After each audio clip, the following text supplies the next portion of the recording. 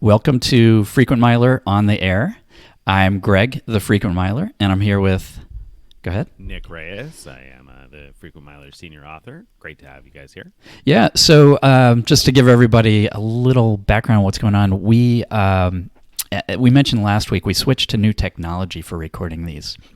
And so that worked last week successfully to get us really clear audio for our podcast.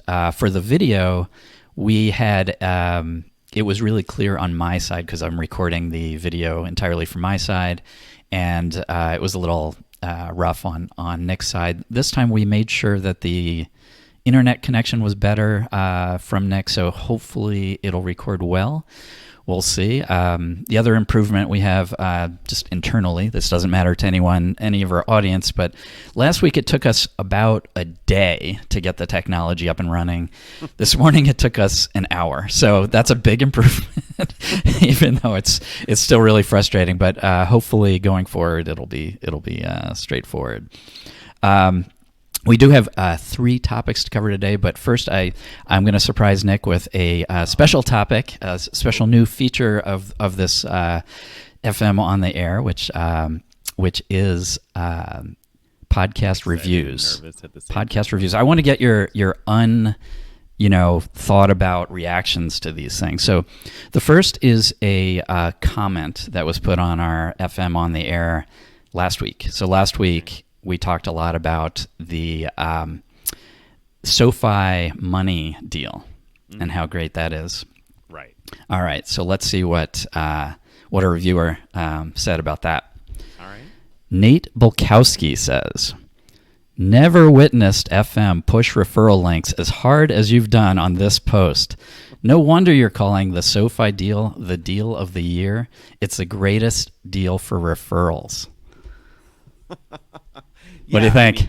I mean, it sure is the greatest deal for referrals, which is why we're sharing it with readers, because it's just an easy money deal. I look at that and I say, don't miss the forest for the trees here. Like I've shared this with tons of friends and family, and specifically, actually, I sent it to a number of friends who have huge social networks because they said, "Here, listen, take this, share it with your friends. Everybody gets free money, and you can also earn a bunch of referral money doing it. It's a win-win, And when we look at publishing things like this, we talk about it, and when it's a win for readers, why wouldn't we publish it? Right. Like when I look at something like this, yes, certainly I picked up referrals too, but that's not the reason we published it. If we published stuff just to earn referrals, there'd be a lot of different content on Frequent Miler than there is.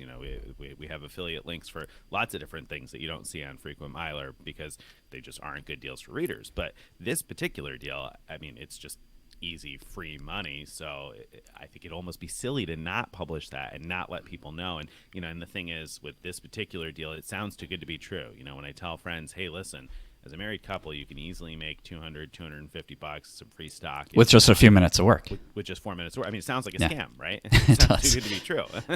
And I had some friends who definitely thought it sounded too good to be true. And I was Oh, yeah, like, me too. Listen, yeah. Don't sleep on this. Like, it's real. That's right. So it would seem silly to hide that and not tell people. How would our podcast have been different last week if there were no referrals for SoFi and it was just like sign up and you get $200, let's say? Yeah.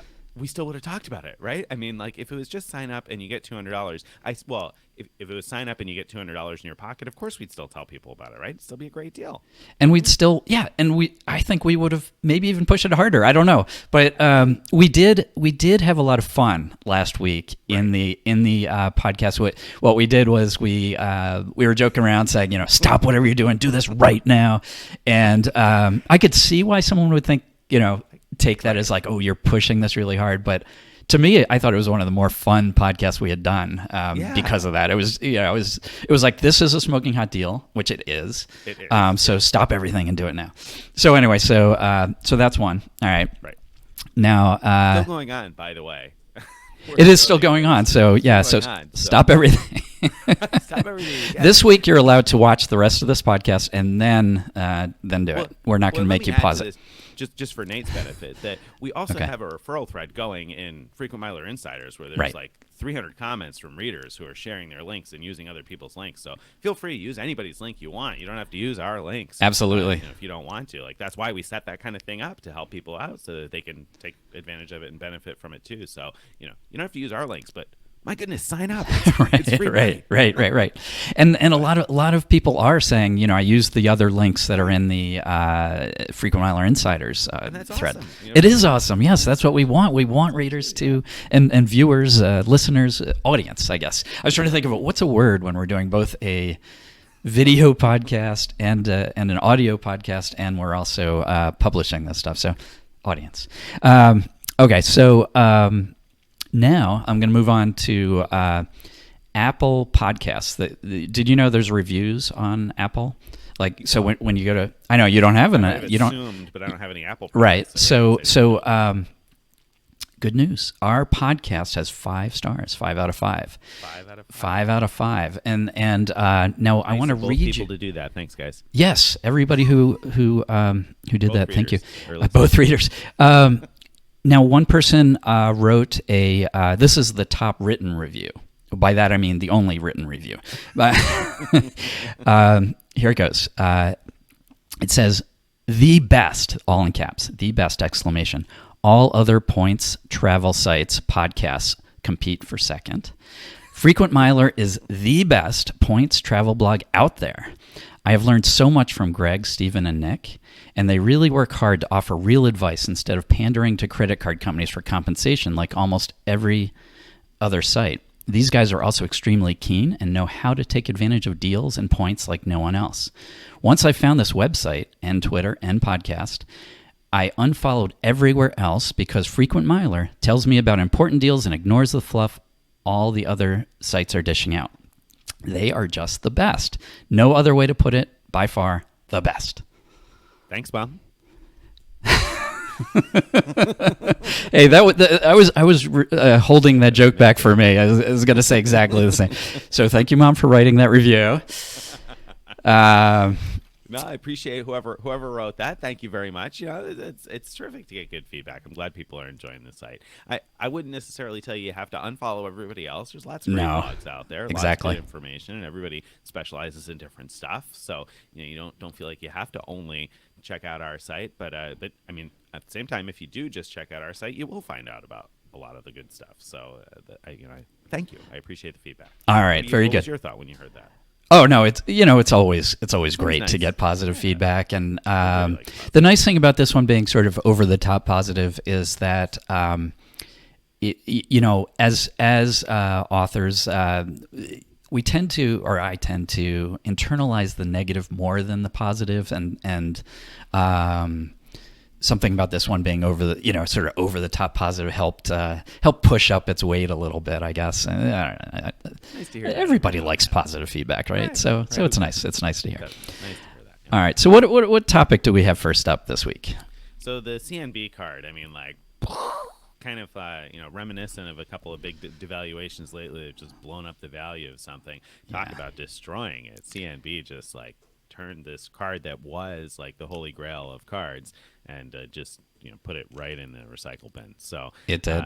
So tell us about the changes a little bit. And, and is it worth keeping still? Yeah. Or not? So a little background on the CNB Crystal Visa Infinite card is that up until now, you could get this card and add 3 authorized users. Some said they were able to add 4 authorized users for free. But let's just say you add 3. Then you have 4 total cards. And each of the 4 cards would give you $250 per year, per calendar year in airline incidental fee rebates. You were able to buy. So wait! Do the math there. That's $1,000, right? And this is a $400 a year card. So if you knew how to cash in those fee rebates, you were getting $1,000 back for that $400 investment. That's before all the card's other perks, which it had. some really nice other things. So But if anybody ever asked you, would you trade $400 for 1,000? Your answer would be, probably yeah, be I think so. You know, probably it's right. and it was worth a hard pull and all the excruciating work that they made us go through to sign up for this. Signing up for the card was a lot more like signing up for a new loan, like a new mortgage, than it was signing up for a credit card. But it was worth it, you know, $1,000 a year. Even if you bought airline gift cards, you're buying $1,000 worth of gift cards for $400 a year. That was a great deal. It also gave you priority pass with for 2 of your 4 people, and with unlimited guests. That's what it had before, and it also had the airline rebate thing, or it had that thing. I can't remember what it's called, but The infinite airfare discount. It's Thank you. $100 off when you book 2 people round trip for a domestic economy class flight. So Right. or 2 or more people, but you would of course do it in increments of 2. So 2 Yeah. people, $100 off, Right. $50 off the person. Which is great if you can find, you know, if you're, especially if you're traveling on a cheap round trip for 2 people, getting $100 off, it can be really significant. It can bring the whole thing down to close to zero. But that's going away January 1st. Priority pass, the ability to bring in guests for free, gone January 1st. It also had great 3X categories, including it had travel and gas and grocery, which was a great combination. Gas and grocery, gone. The biggest hit, of course, though, is the airline incidental fee rebate. Now they're capping that at $350 per year altogether. The good news for those who didn't have authorized users is that means your credits go up. You know, before you were getting a maximum of $250, now you're getting a maximum of $350. So for those who just had the one card, that's at least a little bit of good news. It went from a no-brainer Bad card. news for those people is that they were giving away hundreds of dollars a year. But That's true. That's true. So it went from a no-brainer, if you could get the card, you should, to now, it's still not a horrible card, because if you do get the full $350 back each year, your net is $50 cost for the card, and you do get priority pass for yourself, and for one other person. It's no longer worth it to me, So my annual fee is going to come due at the end of this month. uh-oh. Yeah, and so I'm going to cancel it. And what I need to do, though, is spend down the points. Right, because if you're going to cancel, it's not like you have other CNB cards where you can pull the points with something else, right? So you got to use them all up. Right? Yeah. Use them or lose them, right? Exactly. So Exactly. What do you do? Yeah. So in the past, airfare was the best deal. You could get close to 1.3 cents value from your points. That recently changed. So now the average is about 1.1 cents per point, which, it's still better than 1 cent a point. So if you have airfare you can buy with it, you can go ahead and do that. And the more expensive the airfare, the closer you'll get to 1.2, which is now the theoretical top. But a reader in my post about the 1.1 average value now of the points, a reader pointed out that the experiences, activities, the activities that you get by you go to CNB Rewards and select you want to redeem for travel, and then look for activities.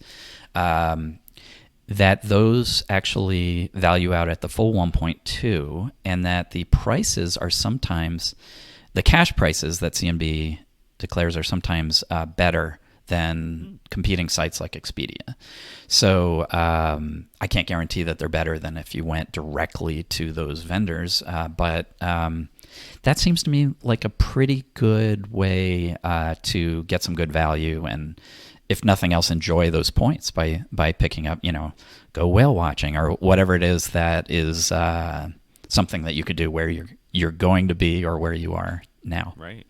Right, right. So if you have some upcoming travel planned already, then it's worth taking a look and seeing what activities you can book, Yeah. and otherwise maybe airfare. Now, I don't know, just thinking out loud here, as I don't have the card, but if you have those points and they're, obviously you're going to use them or lose them here quickly. If you book airfare, what happens? Like, I know as an executive platinum, you probably get the chance to cancel or change, or not executive platinum, whatever, Delta Diamond. There we go. That's your elite status. Maybe you have abilities to make cancels or changes, or maybe you book first class and it's a refundable fare. What happens if you have to refund it down the road? Yeah, that's I think going to be a problem. I Yeah. don't know, and that's made me hesitant to buy airfare. I do have a flight that we want to book for December, so it's like close enough that the chances are low. I think that we'll have to cancel. So I might do that. I mean, Where I if you might need look somebody to for. help you burn points, more than welcome. Thank you. Do my part. That's so sweet. I haven't yet looked into if there's any like good like gift cards or something to just cash out at sort of 1 cent each, which would be Do you better have the than nothing. alternative to cash out at 1 cent each? For That straight cash? no, I don't think so. I don't think so. So I think you'd have to do something like gift cards if they even have that. I haven't looked through their other things for a long time. I did way back Right. when I first looked, and that's when I saw that flights at the time were the best deal. Right. So now I want to look at other things because of exactly what you said. I'm a little worried about booking a flight and not having that credit card available anymore. Right.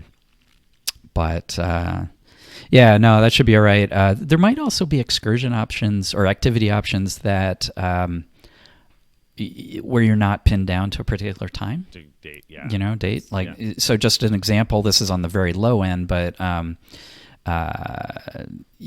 there are activities where you can get city audio tours or whatever. You just download, and those tend to be only like $1 or whatever. So it's not like a way to use a lot of points, but there might be other things like that don't have time limits, and you could just get them and use them later. Yeah, sometimes theme park tickets. I don't know if they have any through CNB, but sometimes those have open-ended dates where you can buy a day pass that they could be used anytime during the season. So might be something worth looking at for people interested in that. But again, I'm not sure if CNB offers that.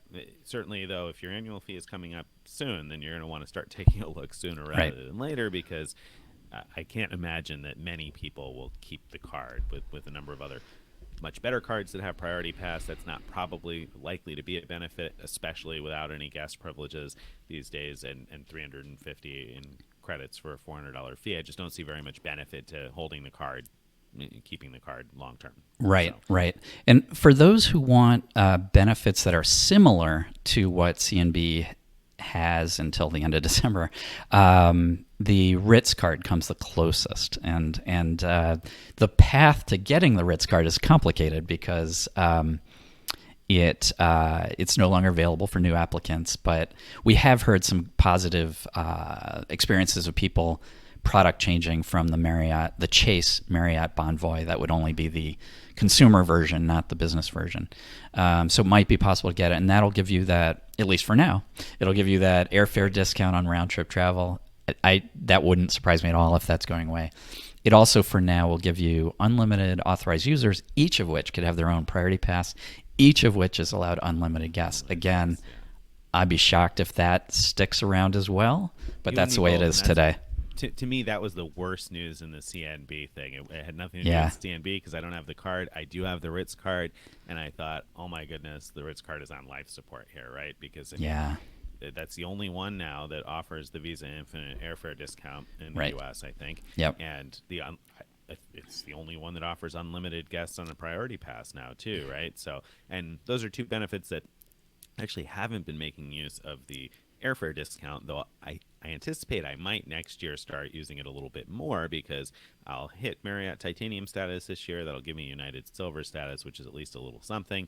And now that my son will be over 2, I'm not sure if we're going to have another companion pass next year or not with Southwest, and we're going to need another ticket anyway. And so I see myself potentially buying some more flights next year and doing some more domestic travel. So that benefit will help me, I think, next year a little bit more. So I'm hoping to be able to keep it. And the unlimited guests is also useful because I travel with families sometimes that don't have priority pass. And I did test it, by the way, for anybody who's curious. Does the Ritz really still have the unlimited guests, and yeah, I guested people into lounges.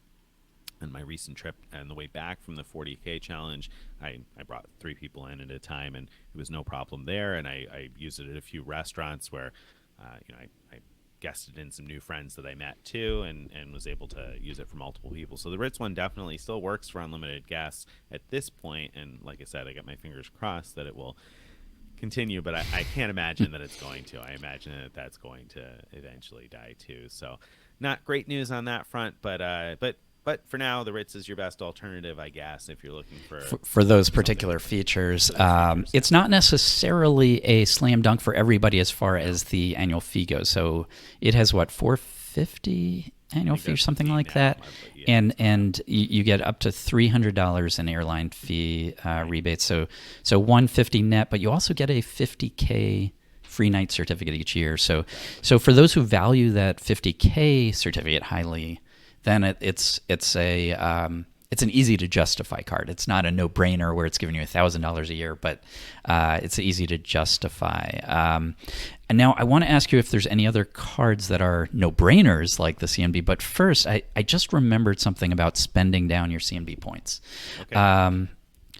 Milenomics? Am I saying the name of the blog right? I can't remember. Okay, so Milenomics published a very interesting post about combining the use of points with that airfare discount. So they were able to. So normally, when you use that $100 discount, you have to pay cash, or you have to use your credit card to pay. So you can't dedicated site, and you can't use your points. He found that if you call the concierge, they can go through that site for you. It'll initially charge all to your credit card, but then the points will be withdrawn and pay back your credit card at the 1.1, I think. So that's a good way. That's a great way to get both of those features all in one. If you have a round trip domestic flight for 2 or 3. Right. I mean, then it certainly could be, and could be a good way to use the points on really cheap flights too, because there's certainly some really cheap domestic flights where, like Greg said before, you could be paying close to nothing for 2 people, $50 or less for 2 people to fly round trip on some of the cheaper domestic routes. So it might be well worth it for someone looking for some cheap weekend trips, and then also to cash out the points at the same time. I think it could be a good play there. So it could also be a good status run for somebody who's able to qualify for status on segments if you're crediting to a foreign program that offers that. So some potentially interesting things there too. But a second ago you mentioned, are there other cards that are no-brainers? And right. So the thing with the CNB card is it's a premium, ultra premium card, and those really expensive ultra premium cards in general are usually cards that you get specifically for the benefits, not so much for spending, but rather for the ancillary benefits. Though often the calculation's a little murky, like Greg said with the Ritz card, where is the certificate worth more than the fee to you? Not. It's a kind of a personal calculation. But there are some that are no-brainers, and the one that sticks out to me as the absolute no-brainer is the Hilton Aspire card. The Amex Hilton Aspire card every year comes with $250 in airline incidental credits. Now, a lot of people have gotten upset this year that no longer works for buying airline gift cards. But if you see the post that Greg's written, there's plenty of other ways to be able to use those credits without buying gift cards that arguably were a better use than buying gift cards to begin with. So that's really not an issue for me. To me, that's $250 that is like cash. Right. Basically. Well, it's a little bit of work, right? I mean, it's not just a little. Yeah. very I agree. It's not a lot, but it's right. It's You're there. Right. It's not nothing. All right. So we'll say it's $240. Okay. To me. All right. Yep. So pretty close to face value on that to me. So they get $250 airline incidental credit every year. Then you also get a $250 Hilton Resort credit every year, which is good at Hilton Resorts, which you have to look at the dedicated website for that. Not all of the Hilton resorts are what you would classically think of as resort, and not every place that has resort in the name is a Hilton resort, so it's a little complex. It's not the easiest benefit in the world to use. However, I wrote a post a while back about how to use that even if you don't intend to stay at a Hilton resort every single year. So there's some ways to potentially cash that out and get your money back too. Or certainly you can use it, by the way, for room rate. You can use it for things you charge to your room. You can use it for if you have to pay a deposit on a hotel, etc. So lots of ways to get most of your money back out of that 250. What were you going to say? Okay, well, so you mentioned a way to basically prepay to use it like the next year or whatever, but you just said something about cashing it out, and that's not something we've written about, I don't think. Is that something that we're going to get questions about that? And is there anything we could tell people publicly? I tried to just throw out a couple of hints in what I said, but okay. I guess so what go back was, through, rewind, and listen again, right? So okay, you can use it on room rates. Yes. You can use it on things you charge to your room. You can use it if you make a deposit on a room. When you make a reservation, sometimes hotels will take a deposit that may be refundable in the future if plans change. You could use it to prepay things for a hotel stay the next year. And again, sometimes things change. And then you can also use it obviously for. Well, no, I think that those are the. I think that's good enough. That's it. Okay. Those hints are pretty clear. Lots of options there. So anyway, $250, $500 basically they're giving you back, and then on top of that, you get a free weekend night certificate every year. So you get a free annual weekend night at a Hilton property. Almost any Hilton property. There's a couple of exceptions, but they aren't even the places you would expect to be exceptions. They aren't like the place in the Maldives. You can use it at the Waldorf Astoria there. Excuse me. Sorry about that. You can use it at almost any Hilton around the world, which can be great value, even if you're not traveling halfway around the world to the Maldives. I'm in New York this weekend, and I looked at using a weekend night certificate. I didn't end up using it, but all the hotels that I was looking at were $200 a night and up, so I think it's not difficult to get $200 in value out of a free weekend night certificate that's valid anywhere in the world. And so those three things, $250, and you got to value the certificate, I think, at least $200. Then so my cat's been bugging me, so. Well, even the cat agrees. It's a no-brainer. The cat wants to get on here and say, yes, guys. He's like, I'm in on this. Card. He does not but look you don't happy have there, this card, right? No. Right, Craig? Why not? I don't have the card yet. Well, first, before I forget, I just want to caution readers who might have heard ways of cashing out that $250 credit that Amex has more and more been clawing back in situations like where people were buying those Saks gift cards in store and getting those refunded with their Platinum card. Where we've seen people getting those clawed back. There have been other situations where people buy things in order to get the rebate, then return them or some other way, get their money back, and more we've seen Amex claw that back. Doesn't happen always, but it's always possible. And so I think that if you're going to get the card, like I think you should go in thinking that the way I'm going to do it is have like a really nice weekend each year where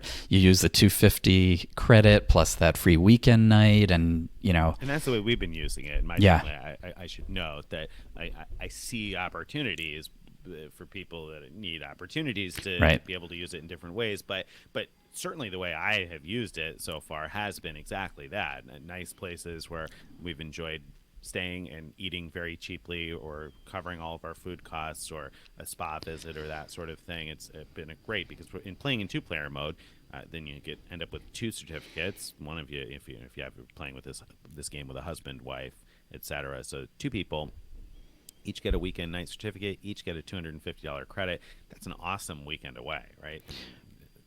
Right. So certainly I would go into it, I agree, with that perspective that you probably can get a great weekend away every year, and between the two of you get a bunch of airline credits. I mean, I think there's a lot of potential. Yeah. So what about this? So I think it was probably about a year ago that all the Amex Platinum cards went up from $450 to $550. Is that right? And we just heard recently the Delta Reserve cards are going up from $450 to $550. It seems likely that the Hilton, Aspire, and the Bonvoy Brilliant or whatever it's called, the 450 one, will also go up to 550. And will it still be a no-brainer at 550? Yes, but yeah, I mean, I think it'll be a no-brainer still because again, the two $250 credits are quite easy to use. So I mean, the airline credit I've used every year because I choose Southwest as my airline because we've had the companion pass for years. And I book lots of Southwest flights, and it's been rebating all of the fees on those for a long time. So I have no issue using the airline credits every year. And the hotel credit, like you said, goes well to me along with a nice stay. So I'm probably going to enjoy at least one nice weekend stay somewhere throughout the course of the year. So I think the annual night certificate is worth at least $200. I would say that the airline incidentals to me are worth the full $250. So that's $450. If I get anything more than $100 in value out of the $250 resort credit, then I'm still ahead. Now, there's some who will argue I'm prepaying too much there for that, but I think that's not a bad deal still. And you end up with Hilton Diamond status, which isn't the most amazing hotel status in the world, but it does give you lounge access, which I find useful traveling with a family. It's great when you do have a lounge somewhere because then you have access to things like, milk for your son or daughter, or snacks and that sort of thing. Maybe the baby takes a nap during the afternoon and you want to get a cup of coffee, that sort of thing. So I think having Hilton Diamond status is worthwhile if it's that easy and if it's coming essentially what feels like for free with benefits that I still think outweigh the fee. So at $550, I think it's still worth it. Okay. All right. You asked me why I haven't picked up the card yet. Yeah. There's two reasons. One is I already have 5 Amex credit cards, and Amex won't approve me for a 6th, so I hadn't yet decided which one I'm willing to ditch. That's one reason. The other reason is the sort of mental tax of having more free things that have to be spent before the end of the year. So every time I acquire another credit card that has airline incidental fees, for example, I have a spreadsheet. I have, because I manage these for my whole family, I've got probably about 7 different cards where I have to make sure through the course of the calendar year to spend down all those airline incidental fees. So I track them all that way. So it's just another one to do that. And then to add on that free weekend night, I think that's even harder for me because especially last year. So last year, all the stuff was happening with the Marriott SBG merger and there were all these opportunities. And so we were, we had travel packages. We had, free nights from all these different credit cards. Like there were a lot of stuff where, that was taking up like my first thought of where am I going to stay? It's going to be at a Marriott or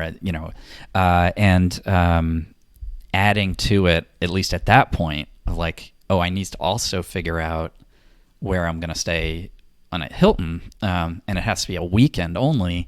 I do. So part of me loves the idea of like I'm being forced to have like a luxury weekend somewhere.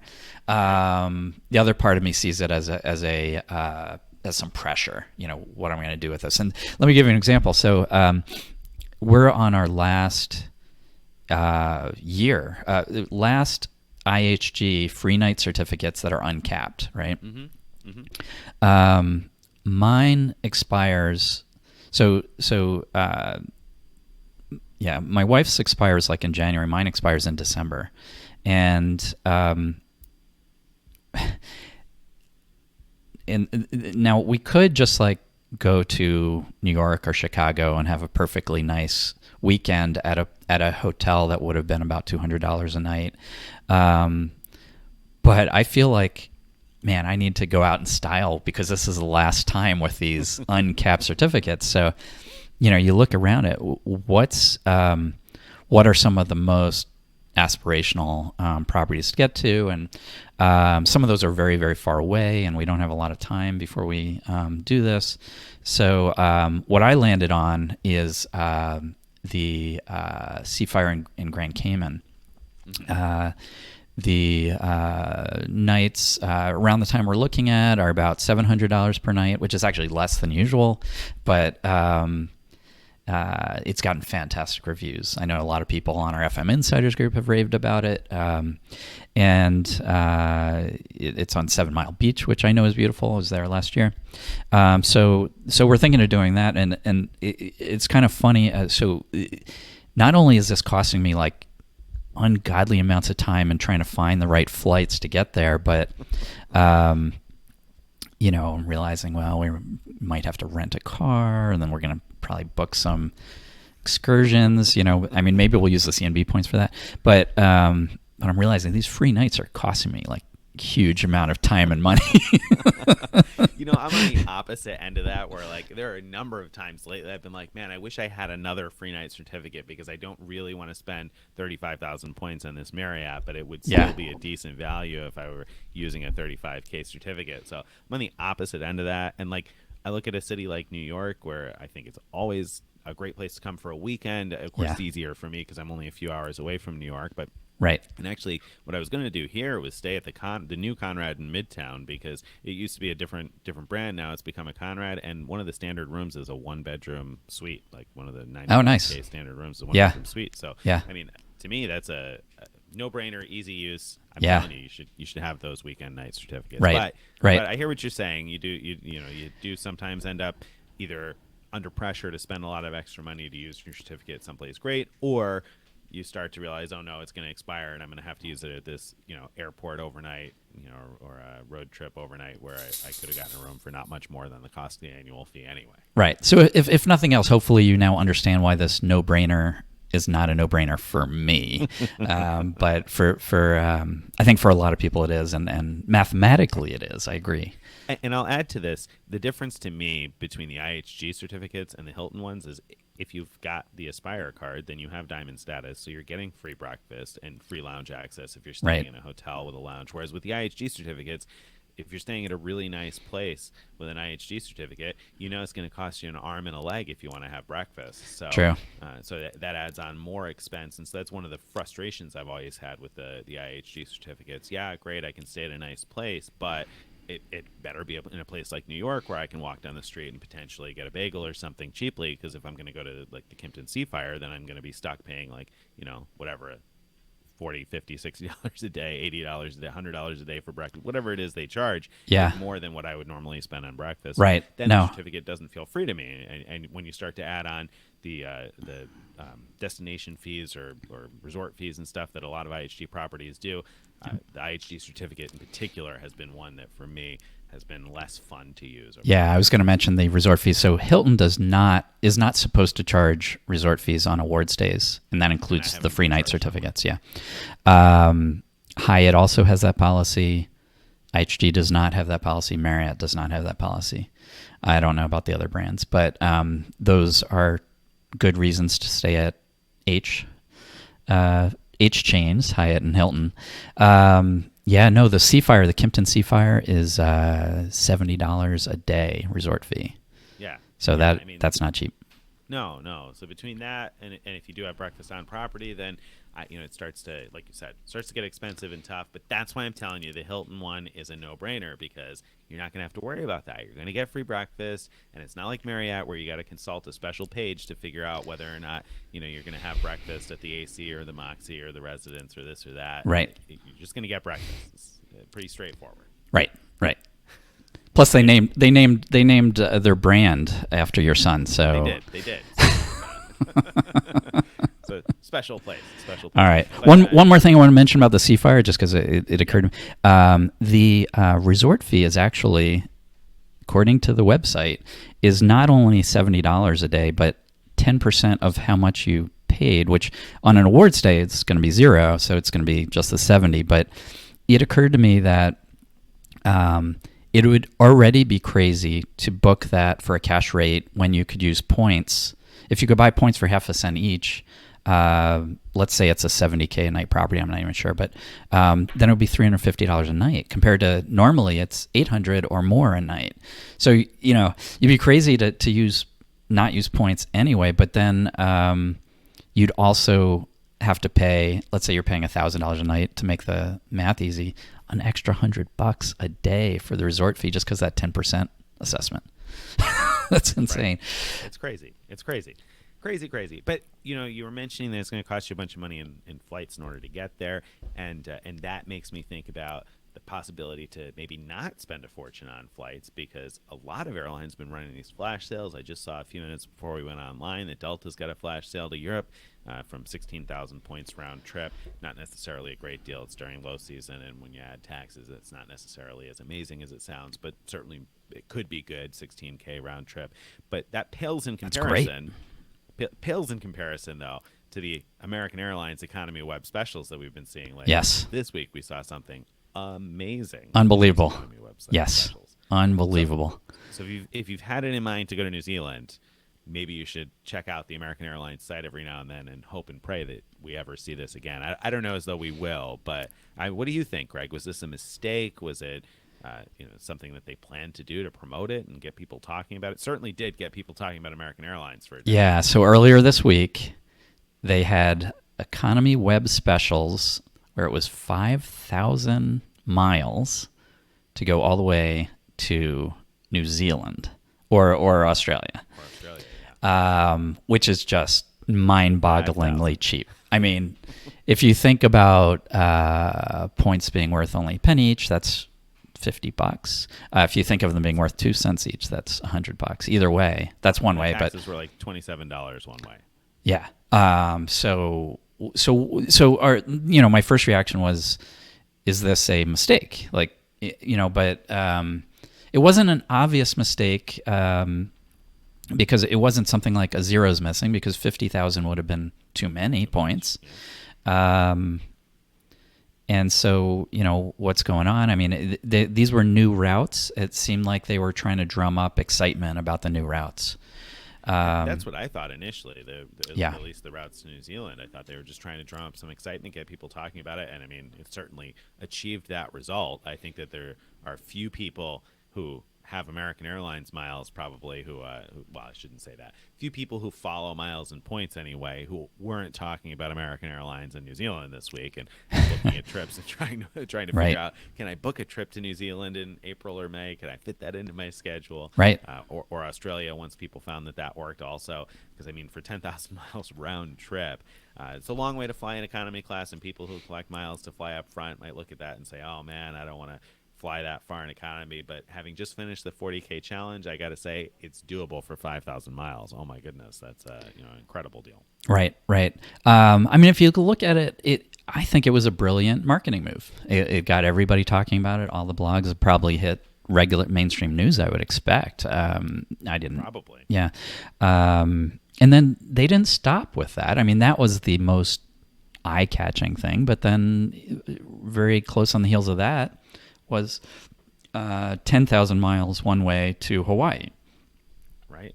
Uh, which in any year when Turkish Airlines didn't start offering them for 7,500 would have been like the talk of the town, right? Absolutely. I mean, and it still got plenty of attention and well deserved, because 10,000 miles each way to Hawaii from the mainland is incredible. It's incredible. Plus, I mean, I think there's a lot of people who have AA miles who don't have city thank you points to transfer to Turkish. So it made it accessible super cheaply to lots of people. Right, and gives them a great way to get good value out of American Airlines miles flying on American Airlines. One of the most common complaints we get about American Airlines, if we post a quick deal post about a new welcome offer on an American Airlines credit card, there's inevitably somebody who's like, oh, American Airlines miles are garbage, I can't find any flights, and blah, blah, blah. And often it seems that the people who are most unhappy are people who are trying to use their miles to fly on American Airlines. Right. And I often say that they are not good for domestic travel on American Airlines. That is absolutely true most of the time. But this proved that, well, they can be good for use on American Airlines. And one of the interesting things to me is these economy web specials and this variable pricing that airlines are going to, make it worth checking every now and then, just taking a look at the places you're interested in going to, because you never know when something's going to pop up. And B, I think they make it awfully hard for the airlines to argue price mistake at some point in the future, because who knows what the price is anymore? That's a good point.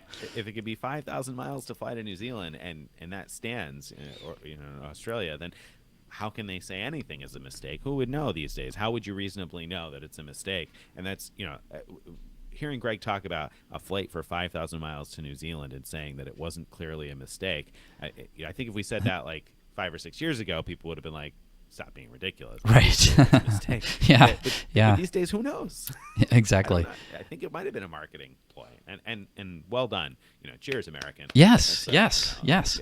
If you want to do a web special to get us talking about Grand Cayman, Greg would be very appreciative. I would. And let's start doing some, first class web specials too. I wouldn't mind flying in first to Grand Cayman. Now it wasn't just awards that were super cheap this week. We saw for Halloween $31 fares. So who all did those $31 fares? I know it was JetBlue was one. JetBlue and American Airlines, and then I guess Southwest eventually got in the game also late in the day. Wow. And so it made for some terrific opportunities as far as flying around the country. And we included in the post a tool for looking for that kind of thing is to use Google Flights and put in your home airport in the United States as the destination, and you'll see the places that you can fly in the United States, and you can filter by price. So I filtered it to under $50 to see where you could fly for $31. But it was incredible because flights, we're not just talking like Los Angeles to Las Vegas. These were transcons, New York to LA, Burbank to New York, etc. Wow. Yeah, $31. They were all over the place. But you had to fly. You had to fly that day. Right. You did. So it came out on Wednesday, and you had to fly Thursday. Is that how it was? Yes, but and I don't know if this free worked. Changes.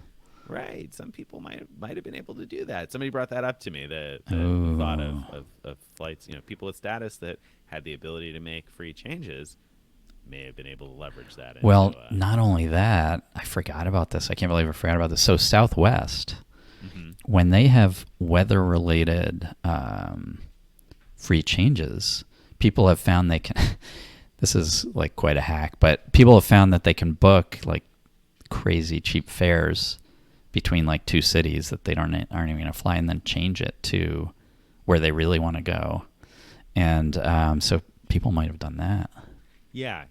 I think there were some opportunities there that somebody brought up, and I thought, that's I hadn't looked at it that way, but I think that there was potential to have leveraged that, and in the future, I'll keep that in mind. Yeah, our bad. I mean, I looked at it as like, well, I can't travel today, so this doesn't mean anything to me. That's what I said too, and then a friend said, well, you don't necessarily have to travel today. I said, well, that's an interesting point, but anyway, so that was a really cool deal, and I'll say at least one reader got in on it really well. I'd say that they did a great job with it. They flew from Hartford, Connecticut. They said they grabbed the 6 a.m. flight to Orlando, and then the 9 p.m. flight. So 6 a.m. on, I think it was on American or JetBlue. I can't remember, one of the two. Okay. And then at 9 p.m. that night, they were flying back on Southwest. So like $60 or $70 round trip. They were going to spend the day at Disney World, and they wrote a little report afterwards about everything they did at Disney for the day.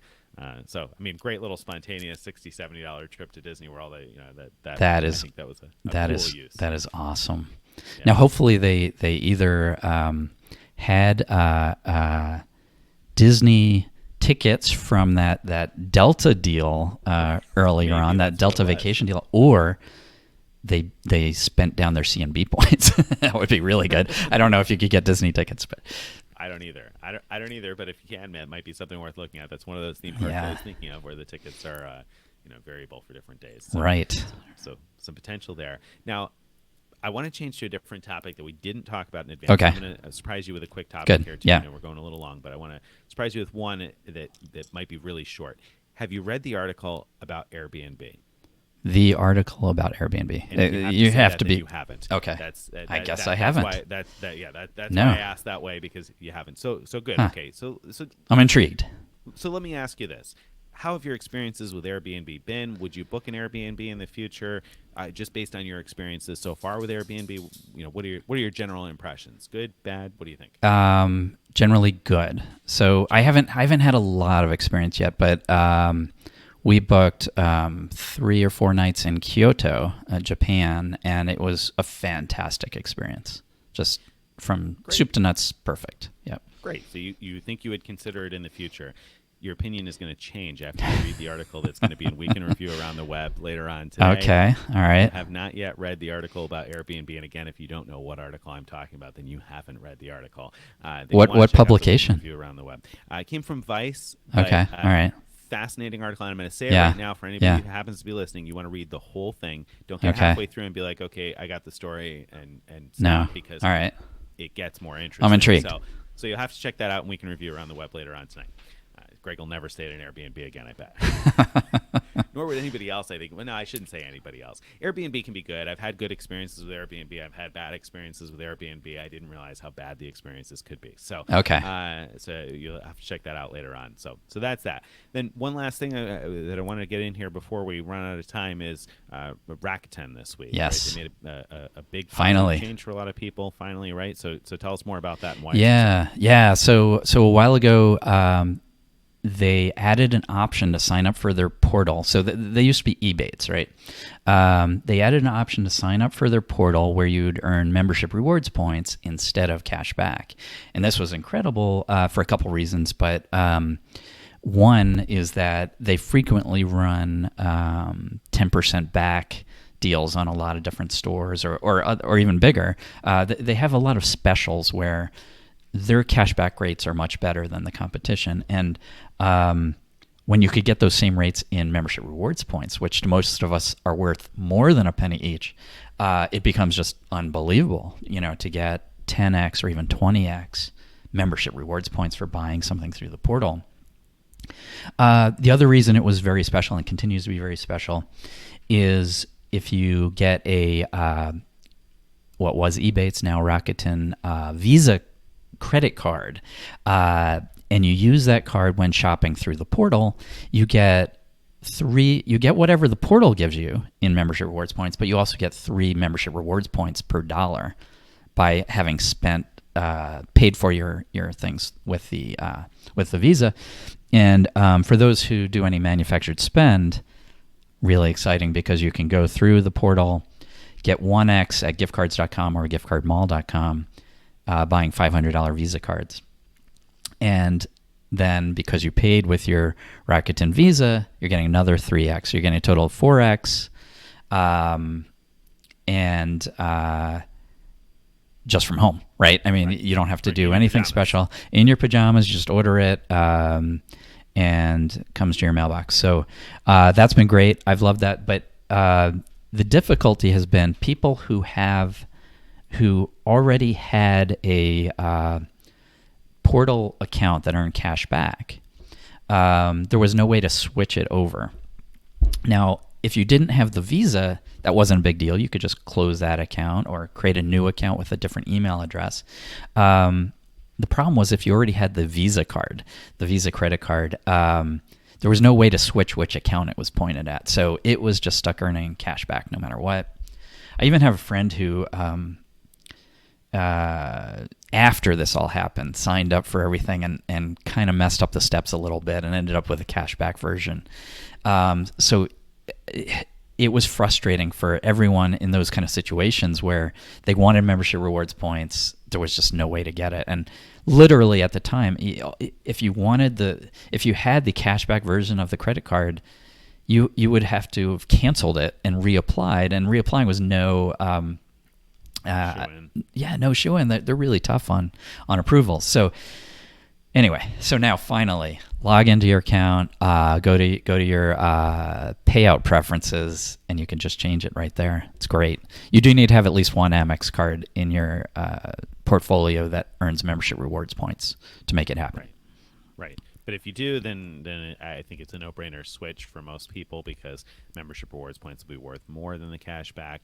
I will say Ebates varies. Obviously, sometimes they have fantastic rates, sometimes they don't have fantastic rates, so you'll have to keep an eye on it like you would with any shopping portal. But when they do have fantastic rates and then you're earning something that's worth even more than the cash back, then it really becomes pretty special. So really? I think it's definitely worth making the switch. And even sometimes when their rate is a little bit less than other people, again, if you're earning 3, 6, 8, 10, 12, 15 membership rewards points per dollar, that's a pretty terrific return on your spend. So I definitely think it's worthwhile making the switch for those people who haven't yet and are looking for a way to do it. So yeah, and something to look into. Let me also say, for those people who don't have cards that earn membership rewards, or maybe they have something like the Platinum card and are planning on canceling it when the annual fee comes due, you should pick up either the Amex Blue Business Plus which has no annual fee, or the Everyday. Both of those have no annual fee, earn full power membership rewards that are transferable to airlines. So there's really no, and it'll just keep your account. All your membership rewards pool together in the same place. So then you're free to cancel your other membership rewards cards, and you at least keep your membership rewards points safe and effective. So unlike Citi, where Citi and Chase, where if you only have no fee cards in those cases, you can preserve your points, but you can't transfer them to partners, or at least not effectively. In Citi's case, there's a couple partners that you could transfer at a lower rate, but or one partner, I guess, JetBlue, I think. But the Amex gives you the full power. Right. So definitely, there's options there to keep that alive, keep it going, and it's worth probably making the switch for most people. Especially, it's not like that's the only portal in the world. So if you do want to earn cash back on something, you have plenty of other portals to do that with. Very rare to be able to earn that many transferable points that easily. It's such a wide range of places. So right. It's worth making the switch. And I'm going to point out, one kind of cool thing is they do those. They every now and then they have just incredible specials. Usually they're one day only. So having your account all set up ahead of time so that you can earn the 20 points per dollar at Dell or whatever it is huge. Especially if you stack that on other Dell discounts that you would get from Amex, for example. Definitely. So, yeah. Very good. All right. Well, I think that just about wraps us up for the week, right? I think it does. All right. Well, if you're just tuning in here towards the end and you're wondering where you can find us and where you can read more about all these things we're talking about, the answer to that question is thefrequentmiler.com. Don't forget THE, frequentmiler.com. You can find us on Twitter at frequentmiler, or on Facebook. You can find our Frequent Miler Facebook page, and you can join our Frequent Miler Insiders Facebook group, where you can connect with other people, ask questions, answer questions, and share information about all these deals that we talk about. And of course, you can find me on Twitter also at Nick@FM. And so you have all of those different options. If you're watching this and you prefer to be able to listen to it, you can download it on all your favorite podcast formats, or you can check it out if you're listening in podcast format and you'd like to see our smiling faces. You can go to our YouTube channel, which is also Frequent Miler, and find us there. So plenty of places to find us and listen and tune in and leave your comments and questions, and we'll certainly try and get back to you and talk about you maybe on the next show. And when you leave a comment on one of our podcasts or videos here, maybe we'll talk about you next week. You never know. You are such a natural at this, Nick. Good job. All right. Thanks, everyone, and see you next week. Great. Take care.